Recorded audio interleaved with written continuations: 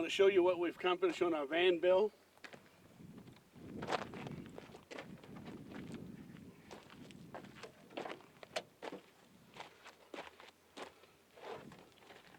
We have 4 drawers underneath here, and I've reversed the hinges so you can pull out this way.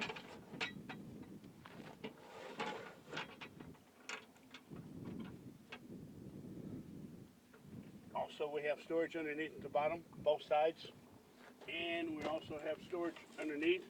I don't know if you can see that with the camera angle.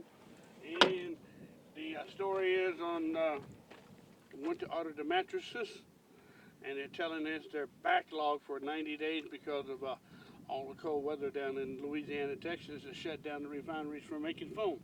So what we have here, we bought 2 hiking mats. Hopefully that'll work out. And this is the front of it. We had seats left over when we didn't complete our other van that burned. So I'm incorporating these seats into this van.